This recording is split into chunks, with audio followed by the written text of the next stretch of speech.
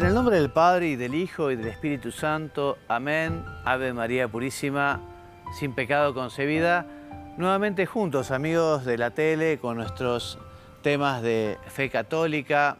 El ciclo pasado comentamos la segunda parte del catecismo de la Iglesia, ese catecismo que nos regaló el Papa San Juan Pablo.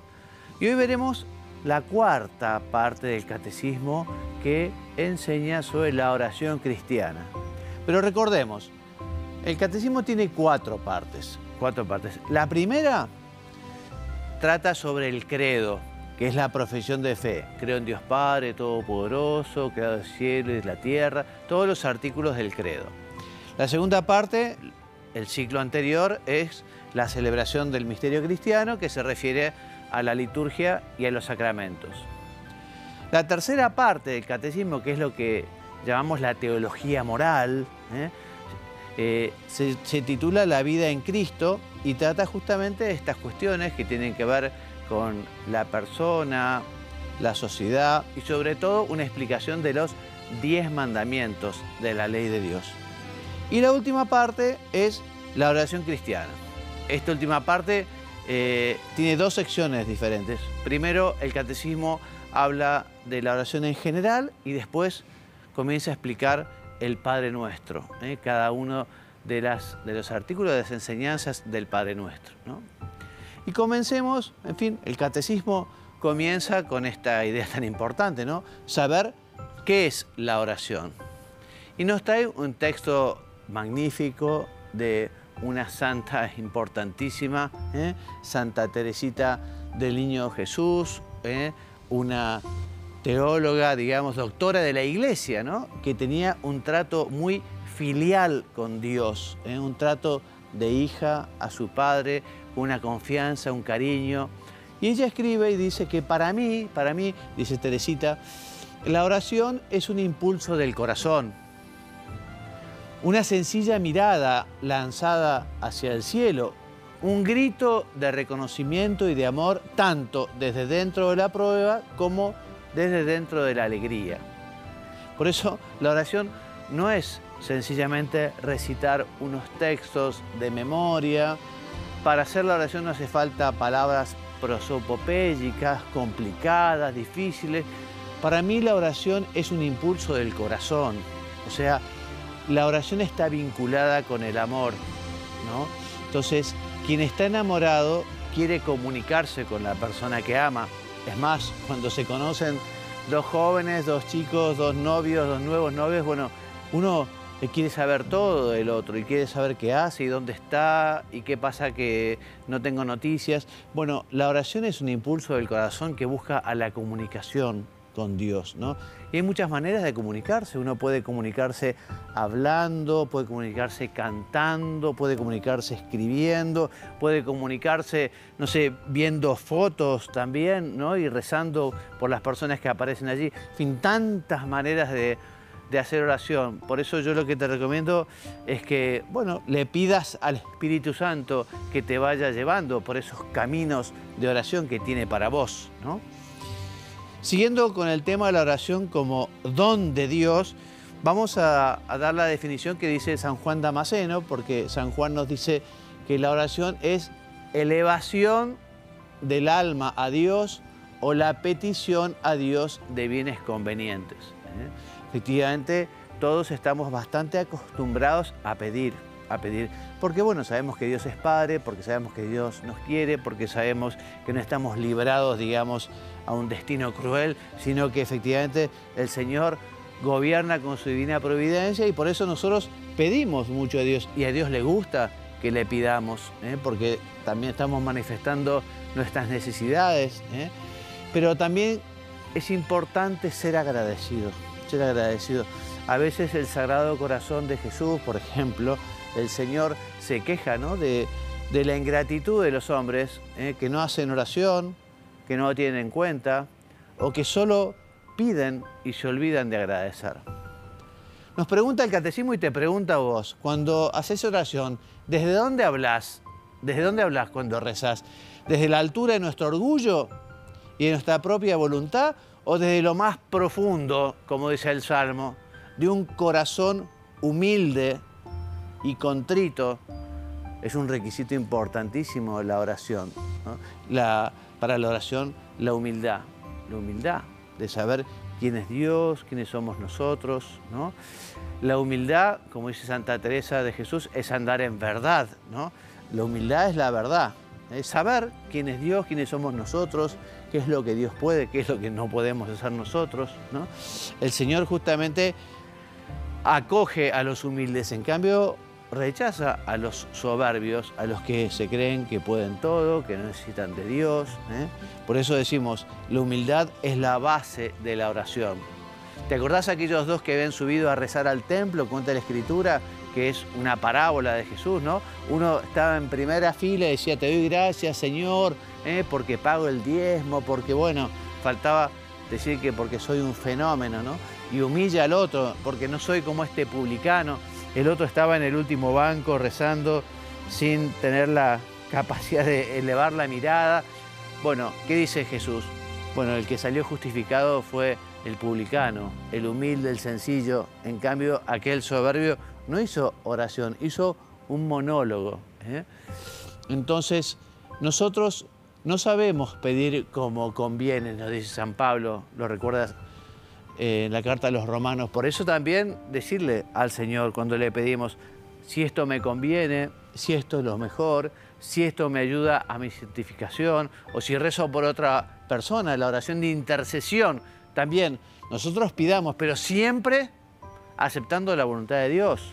No se trata de poner a Dios contra la espada y la pared. Recuerdo una vez me pasó con una persona que decía, lo voy a exagerar un poco, ¿no? Pero decía, bueno, yo rezo. Ahora, guay de que Dios no quiera hacer lo que yo le pido, ¿no? O sea que como que exigiéndole a Dios, y eso no es la disposición. La disposición es la humildad de aceptar la voluntad de Dios, ¿no?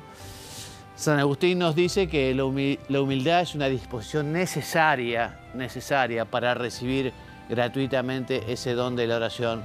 El hombre es un mendigo de Dios y es bueno que acudamos así con este talante, con esta disposición, ¿no? Sabiendo que Dios es bueno, sabiendo que Dios nos quiere. A mí algo que me revela un poco es a veces las personas que se enojan con Dios. Se enojan con Dios, ¿no? Y le echan la culpa a Dios.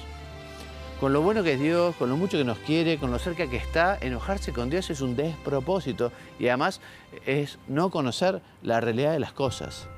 Si conocieras el don de Dios, si gires donum Dei, dice San Juan, capítulo 4, le dice Jesús a la samaritana cuando va a buscar agua. El Señor tenía sed, la samaritana fue a buscar agua. Si conocieras el don de Dios, ¿no? Entonces, esta mujer le dice, bueno, dame de beber esa agua, ¿no? Esa agua. Si conocieras el don de Dios. Entonces nos dice el catecismo que la maravilla de la oración se revela precisamente allí junto al pozo, aquel pozo de Sicar, donde vamos a buscar nuestra agua. A veces se utiliza esta metáfora también, ¿no? En la oración. Es el agua que vamos a buscar, que nos nutre, que nos fortalece, que a veces está en la superficie y es fácil acceder, y a veces la oración exige buscar el agua de un modo más profundo, más difícil, ¿no? Pero allí, en esa búsqueda del agua, en esa oración, el Señor nos va a buscar, el Señor sale a nuestro encuentro, como aquella samaritana, ¿no? Que Jesús le dice, bueno, trae a tu marido. Y ella dijo, no tengo marido. Es verdad, el que tienes no es tu marido, tampoco los anteriores fueron tus maridos, ¿no? Y aquella mujer sirvió de instrumento para que después el Señor pudiera estar en aquel pueblo y hablarle a todos de Dios. Y gracias justamente a que esa mujer se abre al diálogo. Por eso, qué importante que recemos, qué importante que escuchemos, qué importante que le contemos a Dios, porque Dios quiere saber de nosotros y a veces no nos comunicamos, a veces uno se refiere a Dios como si estuviera allí en las alturas, digamos, en el infinito, que no tiene nada que ver con nuestra realidad, cuando Jesús está tan cerca, mucho más cerca de lo que uno se imagina. Por eso que tengas tus tiempos de oración.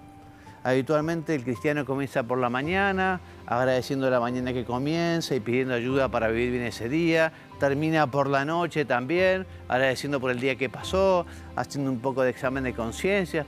Y después en otros momentos del día, el hombre tiene como objetivo poder tener una presencia de Dios continua, convertir el trabajo en oración, convertir la amistad en la oración, convertir todo aquello que tocamos en oración, como hacía el rey Midas. ¿Se acuerdan que tocaba algo y se hacía oro?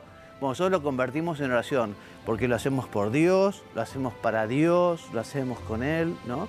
Entonces santificamos el trabajo, santificamos la amistad, santificamos el descanso, santificamos el día, y así todo el día. Pero para poder tener esa presencia de Dios durante todo el día, hace falta tener unos momentos específicos, concretos de oración. Y esto es lo que vamos a ir hablando. Y yo te voy invitando a que tengas tus tiempos de oración, además de rezar a la mañana, a la noche, por lo menos 10 o 15 minutos para hablar con el Señor, por lo menos, ¿no? Para contarle tus cosas, para agradecerle, para pedirle.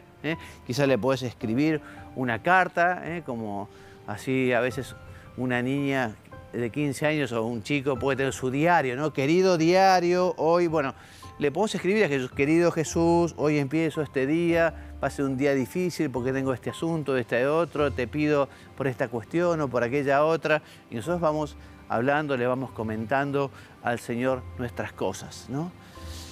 San Agustín nos dice que la oración es el encuentro de la sed de Dios con la sed del hombre, porque Dios tiene sed de que el hombre tenga sed de Él. Esto es maravilloso, es maravilloso.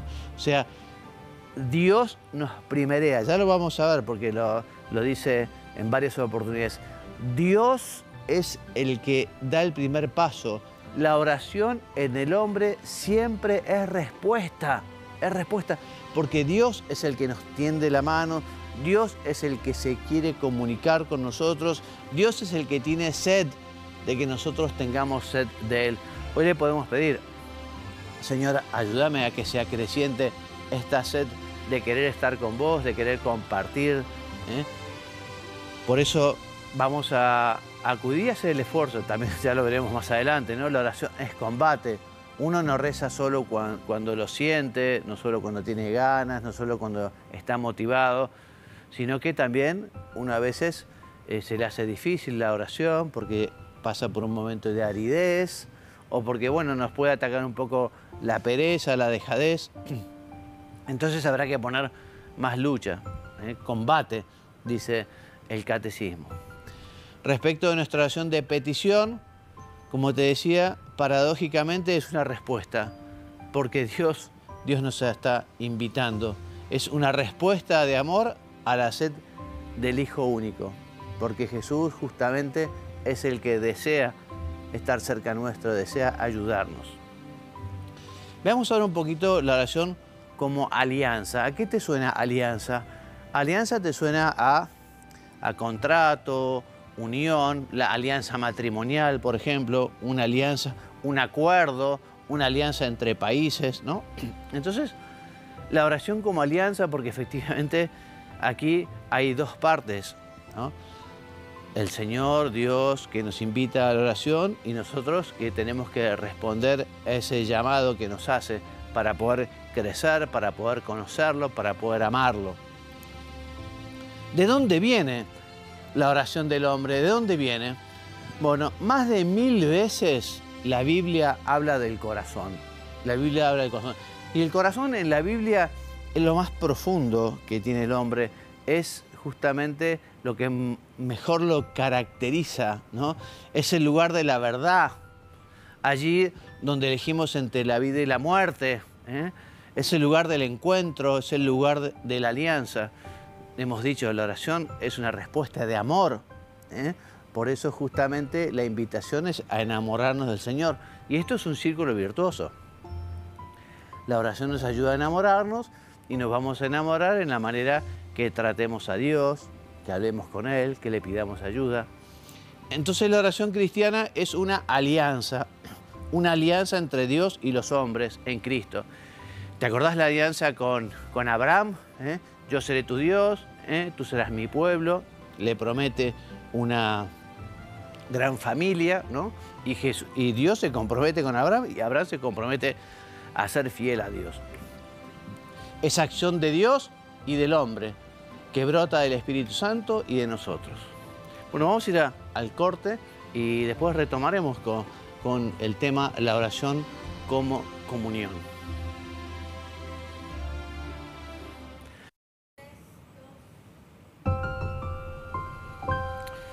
Bueno, volvemos después de la pausa, seguimos hablando sobre la oración, dedicaremos unos cuantos programas porque el catecismo trata extensamente y con gran profundidad este tema tan importante. Te decía antes de la pausa que íbamos a hablar de la oración como comunión, ¿no? Comunión, común, unión, ¿eh? La oración es relación viva de los hijos de Dios, relación. Paternidad, Dios es Padre, una relación. Filiación, la relación del Hijo con el Padre. Es una relación, ¿no?, de los hijos de Dios con su Padre infinitamente bueno, con su Hijo Jesucristo y con el Espíritu Santo.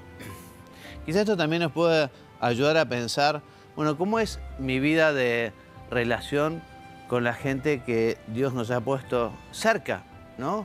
¿Cómo es nuestro trato, ¿no?, con los padres, con los hermanos, con los compañeros de trabajo? Ese conocimiento de las personas, ese interés por las personas, por los temas que les preocupan. O sea, es bueno que comparemos el trato con Dios y la oración, la relación con Dios, con la relación con los demás. Porque justamente la relación con Dios también nos ayudará a ser más generosos, a estar más abiertos, a ser más comprensivos, ¿no? La relación con Dios nos ayudará a la relación con los demás. Y además también San Juan decía, ¿no?, ¿quién puede decir que, digamos, quiere a Dios a quien no ve, si no quiere al prójimo a quien ve? O sea que en ese sentido lo lógico que una persona que sea alma de oración es que trate a todos con caridad, con benevolencia, con cariño. Así que comunión, relación. La vida de oración es esta presencia de Dios en nosotros. Pedimos a Dios que se note que somos hombres de oración en el sentido de que un hijo de Dios, digamos, tiene que manifestarse al exterior porque es un hombre noble, porque es un hombre sencillo, porque no es un pedante, porque no es un mentiroso, porque dice la verdad, porque es responsable, porque es maduro, ¿no? O sea, sería muy triste decir, no, yo soy muy católico, muy cristiano, y es una persona que es perezosa, vaga, que no dice la verdad, ¿no? Tenemos que comportarnos, digamos, con unidad de vida, ¿no? O sea, hijos de Dios, hombres de oración, mujeres de oración, y por lo tanto manifiesta ese comportamiento en el trato con los demás. Bueno, ya llegamos al capítulo primero del Catecismo. El capítulo primero de esta cuarta parte del Catecismo se titula La revelación de la oración, ¿no?, y trata sobre la llamada universal a la oración, ¿no? Ya el título nos habla, ¿no? La llamada.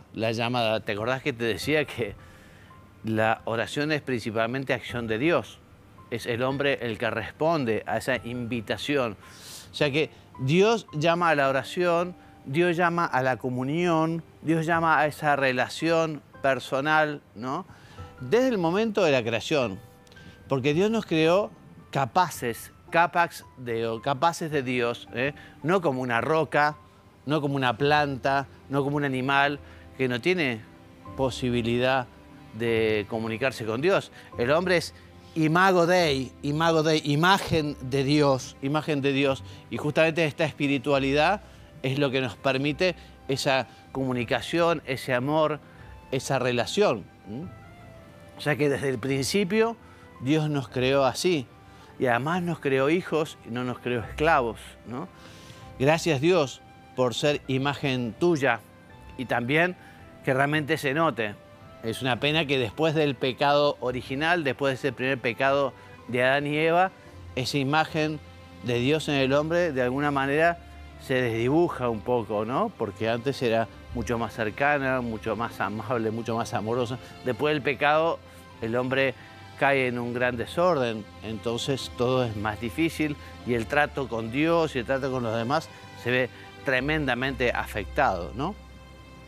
Pero después, digamos, de la creación se conserva aquel deseo, ¿no? De Dios que nos llama a la existencia. Y si nos fijamos también, bueno, todas las religiones dan testimonio de esa búsqueda del hombre hacia la divinidad. Algunos lo han encontrado, otros no. Dios se ha manifestado, Dios se ha revelado, ¿no? Entonces eso es un regalo enorme. La teología fundamentalmente lo que estudia es esa revelación de Dios. ¿Qué ha dicho Dios sobre sí mismo? ¿Qué ha dicho Dios sobre su plan de salvación? ¿Qué ha dicho Dios sobre el hombre? ¿No? Eso estudia fundamentalmente la teología, ¿no? Y en este tema espiritual, teología espiritual, la oración, bueno, es Dios el que quiso darle al hombre esa capacidad de relacionarse con Él, de comunicarse con Él, de hablar con Él, ¿no? Y como te decía, Dios es quien primero llama al hombre. Y Dios llama incansablemente a cada persona, ¿no? Dios no se cansa, ¿no? Incluso el hombre pecador, el hombre que le ha dado la espalda, Dios sigue siendo Padre, Dios sigue estando cerca. Esta iniciativa de amor de Dios es siempre lo primero en la oración. Y en el hombre, respuesta. Por eso respondamos al llamado de Dios. No puede ser que el Señor esté golpeando nuestra puerta, como esta bella imagen, ¿no?, de Jesús acá golpeando la puerta. Pareciera que esta puerta no tiene picaporte desde afuera, solo se puede abrir desde adentro. Dios no irrumpe, Dios no atropella, Dios no empuja, Dios no obliga, Dios no nos quita la libertad. Jesús llama a la puerta de nuestro corazón y si nosotros le abrimos, Jesús entrará, hará morada en nosotros, ¿no? Y seremos muy felices. Pero Dios nos ha dejado libres. Por eso la invitación a la oración y la invitación al amor, digamos, es algo que se extiende durante toda la historia del hombre, desde su creación, desde toda la historia de la salvación. Vamos a ver ahora el artículo primero que se refiere a la oración en el Antiguo Testamento. Entonces te decía que la oración está ligada con la historia de los hombres, con la historia de la salvación, porque justamente la oración es esa relación con Dios en los acontecimientos de la historia. Y así como tenemos acá el libro del Génesis, el primer libro, el libro de los orígenes, ¿no? Quizá puedas pensar vos, bueno, ¿y cómo puedo relacionar a Dios con mi historia personal, con mi historia? Y quizás seguramente te acuerdes cómo tus padres te enseñaron las primeras oraciones y te enseñaron la oración al ángel de la guarda y después la oración del Padre Nuestro y después te empezaste a preparar para hacer la primera comunión, que fue un momento re importante, quizás el más importante de tu vida, ¿no? La primera comunión y las comuniones siguientes, ¿no? La historia de nuestra vida, que además justamente esta historia de nuestra vida, que es historia de oración, está, digamos, pensada por Dios para terminar justamente en la cercanía total con Dios, porque el cielo es justamente eso, vivir en presencia del amor, estar lleno del amor a Dios en el cielo, ¿no? Es esa relación con Dios en los acontecimientos de la historia. Por eso también involucralo a Jesús en la historia de tu vida. Desde la mañana cuando te levantás, te decía, cuando vas caminando del trabajo, cuando vas a empezar, cuando estás cansado, le ofreces el trabajo, cuando terminás dando gracias, ¿no? O sea, que Dios esté en tu vida. La oración, ya te digo, no es solo rezar un Padre Nuestro, o solo rezar el rosario, o solo la oración vocal, que es algo precioso, espectacular la oración vocal, y además tiene que acompañar el pensamiento.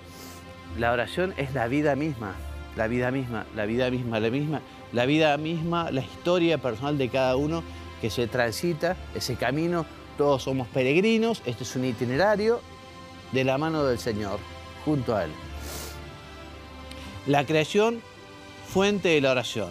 Entonces la oración se vive primeramente a partir de las realidades de la creación. Los 9 primeros capítulos del Génesis, ¿no? Describen esa relación con Dios, como por ejemplo la ofrenda de Abel, de los primogénitos. ¿Te acordás? Abel presentaba lo mejor a Dios y Dios veía agradecido esa ofrenda de Abel, esa ofrenda, esa oración. En cambio, la de Caín, bueno, Caín ofrecía lo peor y su ofrenda, digamos, el humo, no se elevaba, iba al ras de la tierra, ¿no? Y por eso Caín tenía una gran envidia de su hermano Abel. Vemos cómo Enós, ¿no? Invoca el nombre de Dios, Génesis 4, cómo efectivamente el Génesis nos habla de la marcha con Dios.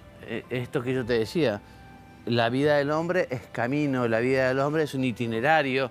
Acá lo tenemos a Noé, ¿no? Noé hizo un altar a Jehová, tomó de todo animal, limpio de toda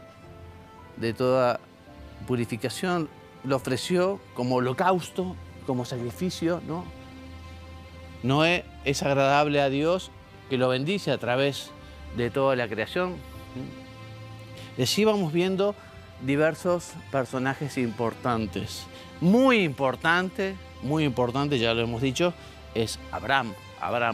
Esa alianza de Dios con Abraham. Tú serás mío, tu pueblo será mi pueblo, yo seré tu Dios, ¿no? Abraham, un hombre magnífico que también justamente marchó con Dios a esa tierra prometida, teniendo muchísima fe, muchísima confianza, ¿no? Abraham es llamado, ¿no? Y él ofrece todo su corazón.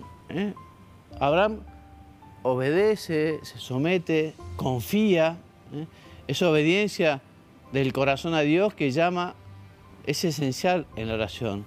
Y Abraham lo manifiesta con hechos y de verdad. Abraham intercede por el pueblo con una confianza muy audaz. Cuando Dios pide que sacrifique a su hijo Isaac, a ese hijo que va a ser su descendencia, a ese hijo tan esperado, a ese hijo que parecía que no iba a llegar, Dios le pide que lo sacrifique. La fe de Abraham, ¿no? Bueno, Dios permitirá cuando Isaac le pregunta, ¿no? ¿Y dónde está la ofrenda? Bueno, Dios proveerá, ¿no? Y así el Padre de los creyentes se hace semejante al Padre que no perdonará a su propio Hijo, sino que lo entregará por todos nosotros, nos dice San Pablo en la carta a los Romanos, ¿no? O sea que Abraham es signo, es símbolo. Abraham es como Dios que ofrece a su Hijo por amor a los, en el caso de Dios, por amor a los hombres, ¿no? Ofrece a su Hijo porque Jesús, cargando la cruz, nos redime, ¿no? Y se ofrece como holocausto, ¿no? Bueno, Dios renueva su promesa a Jacob, que fue la cabeza de las 12 tribus de Israel. Este Jacob que una noche tiene una lucha tremenda, ¿no? Contra alguien misterioso, un ángel, ¿no? Un ángel que lo hiere, pero también lo bendice. Y la tradición espiritual de la Iglesia ha tomado este relato del símbolo de la oración como combate, y al final como una victoria gracias a la perseverancia. Y Moisés, también otro gran hombre, Dios confía en Moisés para rescatar a su pueblo de los egipcios, ¿no? Moisés manifiesta una vida de oración maravillosa, ¿no? ¿Te acordás? Dios lo llama en esa zarza ardiente y le da esa misión, esa vocación. Moisés se resiste un poco, ¿no? Porque incluso él tenía dificultades para hablar, ¿no? Era un poco tartamudo, ¿no? Pero bueno, al final accede a ir a ver al faraón junto con su hermano. Y así, bueno, lo vemos a Moisés que después de debatir, acepta, y así, bueno, aprende a orar porque se humilla, objeta y sobre todo pide la oración de Moisés de intercesión para todo el pueblo, ¿no? Dice el Éxodo, Dios ha hablado con Moisés cara a cara, como habla un hombre con su amigo, ¿no? Y este servidor de Dios fue muy fiel a su misión.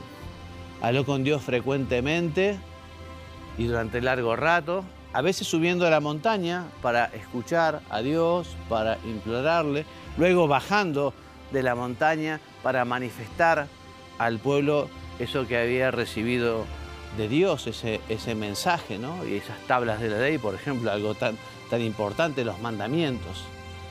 Moisés era un hombre humilde, no pide por él, pide por el pueblo, intercede por el pueblo, reza por el pueblo, por ejemplo, durante el combate con los amalecitas o para obtener la curación de Miriam, después de la apostasía, ¿no? Para salvar a aquel pueblo que se había rebelado contra Dios. Bueno, Moisés intercede de una manera muy audaz, con mucha confianza para con Dios. David, otro hombre realmente maravilloso de la Escritura, ¿no? Es el escritor, por lo menos digamos, de muchos de los salmos, muy elegido por Dios, muy querido por Dios, un hombre con sus debilidades también, ¿no? Pero él justamente durante su reinado quiso tener un templo para Dios, porque en fin, la morada de Dios, el lugar de Dios era el arca de la alianza, más tarde será el templo, un templo que no podrá realizar él, lo hará su hijo Salomón, ¿no? Y en estos tiempos vemos cómo el pueblo es guiado, ¿no? El pueblo es guiado por los profetas, por los pastores, que son los primeros que enseñan a rezar. Por ejemplo, el profeta Samuel, siendo niño, aprende a rezar de su madre, Ana, y del sacerdote Elí, ¿no? David el rey, un pastor que ruega por su pueblo, que pide en nombre de su pueblo. Y bueno, su oración de arrepentimiento, tremendo, ¿no? Pues recordarás que David se queda con la mujer del prójimo, ¿no? Y además a ese prójimo lo envía a matar, tremendo, tremendo. Pero se arrepiente y ese arrepentimiento y esa alabanza se convierte en modelo de oración para su pueblo.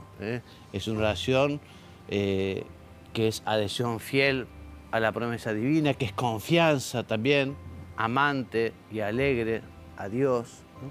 Que se manifiesta en los salmos. Hablaremos bastante de los salmos, no en el día de hoy, porque ya se nos acaba el tiempo, pero esta oración de los salmos sigue teniendo una actualidad tremenda.